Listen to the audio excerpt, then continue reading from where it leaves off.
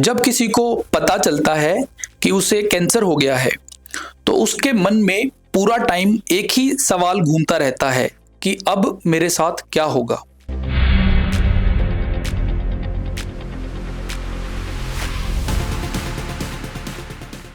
Patient के मन में इस टाइम बहुत ज़्यादा कन्फ्यूजन होती है।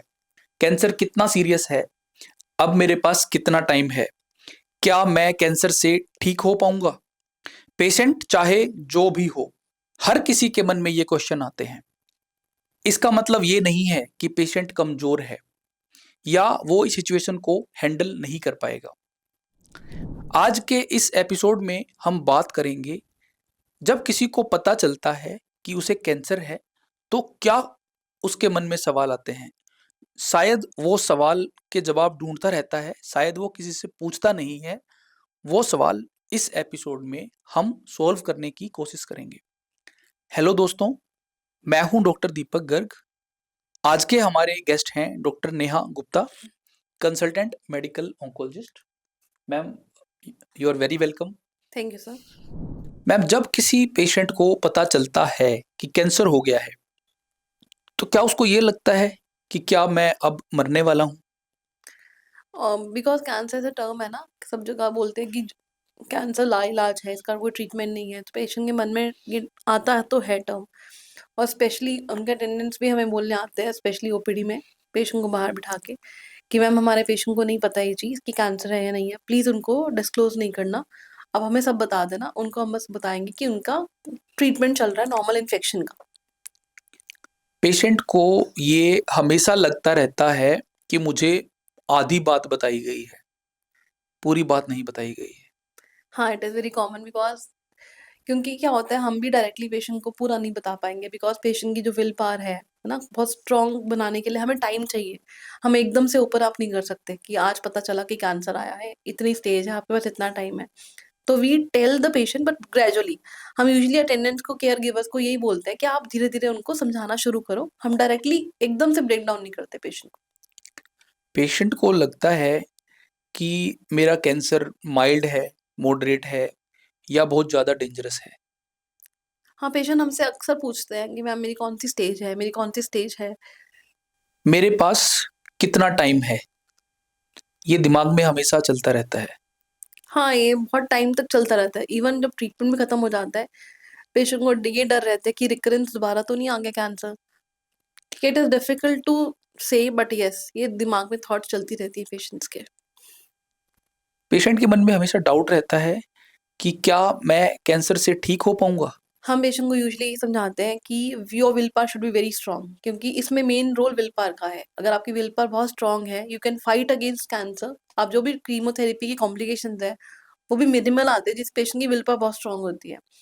हम ये बोलते हैं कि कल किसी को भी नहीं पता कि कल क्या होने वाला है, तो live in your present and live at the best. मैं बाहर कैसे जाऊं? लोग मेरे बारे में क्या सोचेंगे? मैं उनसे बात कैसे करूं? देखो, ये तो सोशल स्टिग्मा है यूजुअली, है ना। ये हमने बनाया है because we normal common public नहीं बनाया है कि उसको कैंसर हो गया, बट हम ये इस शो के दौरान निकालना चाहते हैं कि कोई भी जो कैंसर पेशेंट होता है वो किसी से बात करने में या किसी से हाथ हैंडशेक करने से या किसी के साथ बैठ के खाना खाने से नहीं फैलता। ये नॉन कम्युनिकेबल डिसीज है। हम आराम से अपने पेशेंट्स के साथ बात कर सकते हैं, खाना खा सकते हैं, हैंडशेक कर सकते हैं उनके साथ। मुझे ये कैंसर क्यों हुआ? हाँ, it is very common question. They want to know the reason कि मुझे कैंसर क्यों हुआ, और उनको लगता है कि इसका रीजन हमारे पास भी नहीं है as a doctor, because cancer का एक पर्टिकुलर रीजन तो नहीं है। देयर मल्टीपल फैक्टर्स जो इन्वॉल्व होते हैं कैंसर कॉज करने में। हम उनको ये समझाते हैं कि इट इज एक पर्टिकुलर कारण की वजह से नहीं हुआ, देयर मल्टीपल फैक्टर्स। उस पे we will work up and we will find out the cause of the cancer. क्या ये कैंसर मेरी फैमिली को भी हो सकता है? हाँ, it is also very common question and it is a very relevant question also आज के टाइम पे, क्योंकि यूजुअली जो कैंसर फेमिलियल होते हैं that is less than 10%। Yes yes, family history होती है, कनेक्शन होता है फैमिली। डॉक्टर से कौन बात करेगा? मैं करूं या मेरी फैमिली बात करे? It depends on person to person and family to family. बहुत सारे घर में तो पेशेंट खुद ही होता है जो मेन होता है, एंड पेशेंट खुद भी बोलता है आके कि आप जो भी है ट्रीटमेंट है डिटेल जैसा मुझे बताओ, क्योंकि I have to handle that and I will do that alone. Patient को लगता है कि क्या मैं सही डॉक्टर के पास हूँ या मुझे और डॉक्टर को भी दिखाना चाहिए।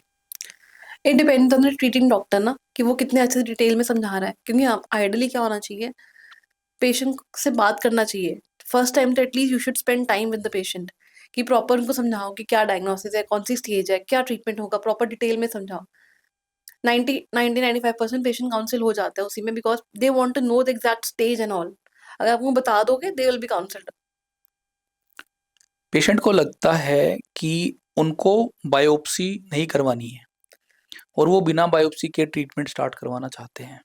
ये बहुत कॉमनली होता है यहाँ पे, बिकॉज एक मिथ बनी हुई है कि अगर सुई लगवा लेंगे या सुई वाली जांच करा लेंगे उससे हमारा कैंसर स्प्रेड हो जाएगा, बट ये यूजुअली मिथ है, ऐसा नहीं होता। क्योंकि ट्रीटमेंट स्टार्ट करने के लिए हमें बायोप्सी की रिपोर्ट चाहिए, उसके बिना ट्रीटमेंट पॉसिबल ही नहीं है। कौन सा डॉक्टर ट्रीटमेंट के लिए बेस्ट है, सर्जन, कीमोथेरेपिस्ट या रेडिएशन थेरेपिस्ट? दिस इज ऐसा नहीं है कि एक पर्टिकुलर डॉक्टर बेस्ट है, जैसे पहले भी हमने बताया था, it is a multi team approach जहाँ पे सबका रोल अलग अलग प्ले करते हैं। Even we have a role of pathologist and radiologist in this. अगर दो डॉक्टर से ओपिनियन लिया जाए और दोनों अलग अलग चीज बताएं तो किस पे भरोसा करें? That depends on your inner faith कि आपको कौन सा बेटर लग रहा है, क्योंकि ये तो बताना मुश्किल है ना कौन सा सही है और कौन सा गलत है, क्योंकि आप अपने आप को, अगर आपके पास कोई पेशेंट आया है, आप थोड़ी ना बोलो कि हाँ वो गलत बोल रहा है और मैं सही बोल रही हूँ। That all depends on the patient. बड़े हॉस्पिटल बढ़िया होते हैं या अपने आसपास के छोटे हॉस्पिटल में भी इलाज कराना चाहिए? छोटे बड़े की बात नहीं है, इट ऑल डिपेंड्स कि हमारे पास वहाँ पे स्पेशलिटीज क्या है। कई बारी पर्टिकुलर ऑन्को सेंटर अगर है जहाँ पे रेडिएशन है, सर्जरी है, मेडिकल ऑन्कोलॉजिस्ट है, पैथोलॉजिस्ट है, रेडियोलॉजिस्ट है, तो ideally that centre is the best, क्योंकि पेशेंट को ज्यादा घूमना नहीं पड़ेगा इधर उधर, एक ही सेंटर में सब जगह मिल जाएगा, सब लोग मिल जाएंगे उसको। पेशेंट को लगता है कि मैं इलाज के लिए गवर्नमेंट हॉस्पिटल में जाऊं या प्राइवेट हॉस्पिटल में जाऊं। देखो मैंने पहले भी बताया था कि गवर्नमेंट हॉस्पिटल और प्राइवेट हॉस्पिटल में ऐसा कुछ नहीं है, ट्रीटमेंट में डिफरेंस आएगा, बिकॉज जो भी कॉम्प्रिहेंसिव कैंसर केयर है that is uniform across all India. पूरे इंडिया में गाइडलाइंस बनी हुई है, हमने कोई भी ऑन्कोलॉजिस्ट है वो गाइडलाइन सेम फॉलो करते हैं। ठीक है, इट ऑल डिपेंड्स कि पेशेंट की फाइनेंसेस कैसे हैं और पेशेंट को कितना वेट कर सकते हैं। कई बार क्या होता है, गवर्नमेंट हॉस्पिटल में usually waiting time is more, they have to wait for long number of hours and patient वो नहीं करना चाहते, तो ऐसे में पेशेंट प्राइवेट हॉस्पिटल में आ जाता है फॉर द ट्रीटमेंट। बहुत पेशेंट के मन में होता है कि महंगा हॉस्पिटल मतलब बढ़िया ट्रीटमेंट। ऐसा नहीं है, बिल्कुल भी नहीं है। ठीक है, कि महंगा हॉस्पिटल होगा तो ट्रीटमेंट बेस्ट होगा। पेशेंट को बहुत बार मन में आता है कि डॉक्टर मुझे कीमोथेरेपी या सर्जरी क्यों बता रहे हैं, क्या इनके बिना इलाज नहीं हो सकता? एक क्वेश्चन हमसे पूछते भी पेशेंट कि मुझे सर्जरी नहीं करानी फॉर एग्जांपल, तो कहते हैं और क्या ऑप्शंस हैं, तो हम बताते हैं कि अगर सर्जरी नहीं कराना चाहते रेडिएशन करा लो, कीमो करा लो, तो कहेंगे नहीं मुझे कीमो भी नहीं करानी, फिर क्या ऑप्शन है। तो पेशेंट को बोलते हैं एटलीस्ट आप हमें आके बताओ। कई बार क्या होता है, पेशेंट हमसे डिसीजन ले जाता है कि कीमो करानी चाहिए, पेशेंट को दिमाग में होता है मुझे तो कीमो करानी नहीं, वो हमसे डिस्कस नहीं करते, वो डायरेक्टली अपने घर चले जाते हैं और देसी मेडिकेशन शुरू कर देते हैं, और 6-7 मंथ्स बाद वापस आते हैं कि अब मुझे ट्रीटमेंट कराना है, अब हमें गाइड कर दो। तो through this podcast I just want to say, अगर किसी पेशेंट को ट्रीटमेंट नहीं कराना, talk very comfortably with the doctor कि मुझे आईवी कीमो नहीं लेना, मुझे सर्जरी नहीं कराना, so that we can solve the issues ना। बिकॉज कई बार ऑल्टरनेटिव ऑप्शन होते हैं हमारे पास भी, in the form of tablets और in the form of some other injection और ऑल। पेशेंट को लगता है कि अभी अभी मेरा कैंसर डायग्नोसिस हुआ है, अभी मैं मेंटली फिजिकली स्टेबल नहीं हूँ, मैं अभी इलाज के लिए वेट करना चाहता हूँ, क्या मैं वेट कर सकता हूँ? This is not possible, because क्योंकि cancer cell will not wait for us ना, वो तो अपनी प्रोलिफरेशन अपने रेट पे प्रोलिफरेट करते रहेंगे, बढ़ते रहेंगे बॉडी में। तो यूजुअली हम कहते हैं कि हाँ you can wait for 10-14 days, कोई दिक्कत नहीं कि आज आज ही नहीं कराना, you can take your time, पर उससे ज्यादा नहीं करना वेट। अगर ट्रीटमेंट डिले हो जाए तो क्या कैंसर खराब हो जाता है? कैंसर बढ़ जाता है बॉडी में, अगर ट्रीटमेंट डिले हो जाए तो तो डिले नहीं करना चाहिए। डिले नहीं करना चाहिए। पेशेंट के मन में ये क्वेश्चन बना रहता है कि ट्रीटमेंट में क्या क्या होगा, रेडिएशन, सर्जरी, कीमो, तो क्या पहले दिन में ही ये क्लियर हो जाता है? Yes, it is a duty of every doctor actually. जब पता चलता है कि डायग्नोसिस में ये स्टेज है, ये कैंसर है, ये टाइप है, तो डॉक्टर को डिटेल ट्रीटमेंट पहले दिन समझा देना चाहिए कि आपके ट्रीटमेंट में ये सब चीज़ें इन्वॉल्व होंगी। पेशेंट को लगता है कि अगर मैं ये कीमोथेरेपी लूँगा या कैंसर का ट्रीटमेंट लूँगा, तो मैं कमज़ोर हो जाऊँगा, मुझे बेड पे रहना पड़ेगा और मैं अपनी फैमिली का ध्यान नहीं रख पाऊँगा, मैं जॉब नहीं जा पाऊँगा। हाँ, यूजुअली ये कॉमन क्वेश्चंस हैं जो पेशेंट के माइंड में आते हैं, और हम लोग बोलते हैं कि पोस्ट कीमोथेरेपी 3-4 दिन आपको लगेगा टाइम अ, वापस नॉर्मल होने में, बट ऐसा नहीं है कि आप पूरा टाइम बेड पे ही रहोगे। 3-4 डेज़ के बाद you will live normally. Patient को कैंसर के ट्रीटमेंट में खर्चे से बहुत डर लगता है। पेशेंट को लगता है कि मेरा सारा जो सेविंग है वो ख़त्म हो जाएगा, मेरा घर बिक जाएगा, तो भी मेरा इलाज नहीं होगा। इससे अच्छा तो मैं इलाज ही ना करवाऊँ। तभी गवर्नमेंट स्कीम्स आई है ना हमारे पास, जो हमें लगता है कि फाइनेंशियली, जहाँ पे पेशेंट फाइनेंशियली उतने साउंड नहीं है, कि हम पहले डिटेल में ट्रीटमेंट डिस्कस कर लेते हैं कि हमारे सेंटर में इतना टोटल खर्चा आएगा। अगर आपको लगता है अफोर्डेबल है, देन कम। अगर आपको लगता है अफोर्डेबल नहीं है, ऐसा नहीं, we don't have any other options, we have options. We have government hospitals also, and we have schemes also, जैसे आयुष्मान स्कीम है, कि जहाँ पे हम आयुष्मान स्कीम के अंडर कीमोथेरेपी, रेडिएशन थेरेपी और सर्जरी फ्री में हो जाती है, तो we guide them accordingly. Patient के मन में आयुष्मान कार्ड सबसे पहला आता है कि अगर डायग्नोसिस हो गया है तो आयुष्मान कार्ड से हो जाएगा। तो क्या आयुष्मान कार्ड से पूरा ट्रीटमेंट हो जाता है? आयुष्मान कार्ड में सब कुछ हो जाता है, बस एक बार डायग्नोसिस बनाना होता है, उसमें बायोप्सी, पेट स्कैन वगैरह नहीं आता। जैसे डायग्नोसिस बन जाता है, कीमोथेरेपी हो सकती है, रेडिएशन हो जाती है, सर्जरी हो जाती है। पेशेंट को लगता है कि जो फ्री का ट्रीटमेंट है, वो ट्रीटमेंट अच्छा नहीं होता। पेशेंट के मन में बहुत कॉमनली लगता है। जैसे मेरा एक पेशेंट था, उनका डिसीज़ वैसे प्रोग्रेस हो गया बिकॉज़ उनकी बायोलॉजी ऐसी थी, पर उनको लगा कि मैंने ट्रीटमेंट गवर्नमेंट हॉस्पिटल में लिया है, तो शायद जो वहाँ पे दवाई मुझे लगी है, that is not that effective, पर ऐसा नहीं है। स्टैंडर्ड दवाइयाँ ही दी जाती हैं आयुष्मान के अंडर भी, गवर्नमेंट हॉस्पिटल्स में भी प्रॉपर ब्रांड्स की दवाइयाँ होती हैं। इट ऑल डिपेंड्स कि आपका ट्यूमर का बायोलॉजी कैसा है, कि ज़्यादा बढ़ने वाला, खराब वाला है या अच्छे वाला है, उस पे डिपेंड करता है कि रिस्पॉन्स कैसा आएगा। अगर मेरे पास पैसा नहीं है, तो मुझे कैंसर के ट्रीटमेंट के इलाज के बारे में नहीं सोचना चाहिए। मैंने आपको बताया ना कि हम पहले डिस्कस कर लेते हैं फाइनेंशियली, हम उनको बहुत खुल के बताते हैं कि अगर आपको फाइनेंशियली थोड़ा-सा भी दिक्कत है, तो वी कैन गाइड यू कि आप कहाँ जाके अपना ट्रीटमेंट फ्री में ले सकते हो। कैंसर के वापस आने का रिस्क कितना होता है? ये पेशेंट के माइंड में हमेशा रहता है। हाँ, it all depends on the stage of the cancer, पहली है, दूसरी है, तीसरी है, चौथी है, और टाइप कौन-सा है, लिम्फोमा है, ब्लड कैंसर है या फिर ब्रेस्ट का कैंसर है, उस पे डिपेंड करता है।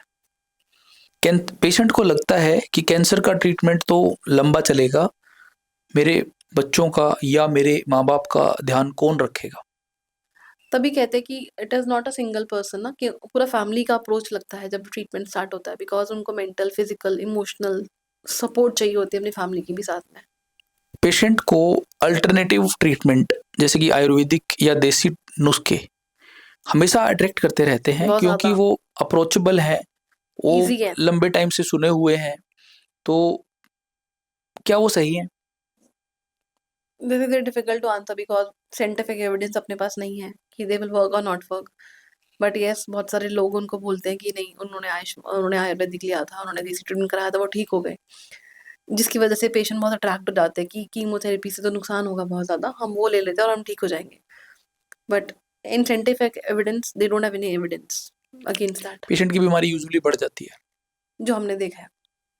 पेशेंट हमेशा गूगल पे, व्हाट्सएप पे बात करते रहते हैं, दोस्तों से बात करते रहते हैं, अपनी बीमारी के बारे में, अपनी प्रॉब्लम के बारे में सर्च करते रहते हैं। उनको जो इन्फॉर्मेशन मिलती है, वो इतने सेंसिटिव होते हैं वो टाइम पे, वो सब चीज़ों पे बिलीव करते हैं। अगर किसी ने बोल दिया कि पानी में नींबू डालना है, उसको इतने बजे पीना है या जो भी, वो सब चीज़ों पे ब्लाइंड फेथ करके उसे फॉलो करने लग जाते हैं। हुँ, दिस इज़ ट्रू। और उनको समझाते हैं कि जैसे वो बताते हैं कि हमने शुगर बंद कर दी, हमने आटा रोटी बंद कर दी, तो उनको समझाते हैं कि this is all a myth. इनको बंद करने से कैंसर नहीं बढ़ेगा। आपको प्रॉपर खाना खाना है, हेल्दी खाना खाना है। पेशेंट को एक चीज़ और मन में हमेशा रहती है कि इतना महँगा इलाज मैं करवा रहा हूँ, मुझे यही नहीं पता कि मैं इतना सब कुछ करने के बाद, पैसा खर्च करने के बाद, इतना झेलने के बाद ठीक हो पाऊँगा कि नहीं हो पाऊँगा? देखो ये तो कॉमन क्वेश्चन है, ठीक है? ऐसे तो है नहीं कि 100% होता है हर चीज़ का रिस्पॉन्स रेट। अगर इम्यूनो भी करा रहा है उसका भी 100% रिस्पॉन्स नहीं है। अगर हम कीमो भी लेते हैं उसका भी 100% नहीं है। तो हम एक्सप्लेन करते हैं अकॉर्डिंग टू द जो भी उनकी type of cancer, stage of cancer है और जो भी उनके मॉलिक्यूलर बायोलॉजी के हिसाब से हम समझाते हैं कि ये कैंसर ट्रीटमेंट लेने से इतने परसेंट चांस कम हो जाएँगे। पर 100% नहीं कम होंगे, बट हाँ, अपनी पॉकेट्स को देख के, अपने फाइनेंसेस को देख के ही ट्रीटमेंट स्टार्ट करना। ये था मैम हमारा आज का पॉडकास्ट, जिसमें हमने पेशेंट के कंडीशन को समझने की कोशिश करी। Thank you very much for coming to the studio. Thank you sir. Thank you everyone for watching this episode. ऐसी और वीडियोस देखने के लिए हमारे चैनल को लाइक, शेयर एंड सब्सक्राइब करें। अगर आप किसी टॉपिक पे कोई वीडियो बनाना चाहते हैं कैंसर से रिलेटेड, तो कमेंट में लिख के ज़रूर बताएं। हम कोशिश करेंगे कि एक पूरी वीडियो हम उस पे बना पाएँ। Thank you.